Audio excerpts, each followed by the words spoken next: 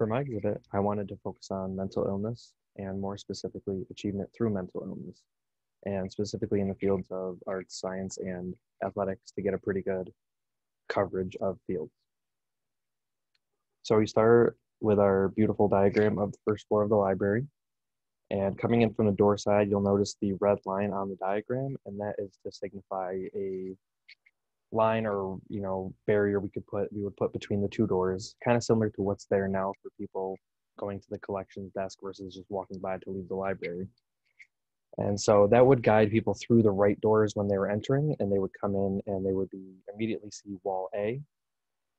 And so this wall would have a big sign with the heads of the 9 people that we're focusing on for the exhibit, with a description of the exhibit itself and its mission, which more or less is to show that mental illness doesn't have to be a barrier and that it doesn't define you. That this, just because you have a mental illness doesn't mean you can't do anything and everything.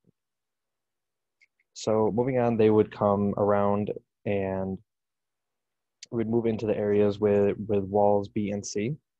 And so this would be our artist section of the exhibit, focusing on Van Gogh, Beethoven, and Edvard Munch. And in this area, we would have a picture of, or a portrait of all 3 artists, as well as a description of, or another sign describing who they are and the mental illness that they struggled with. Alongside this, we would have monitors with TVs showing off art pieces for the artists and audio of Beethoven's symphonies. And from here, we would move to the carpeted area, which would be walled in. And on the walls on the side where wall D is, we would have portraits, or we would have the scientists.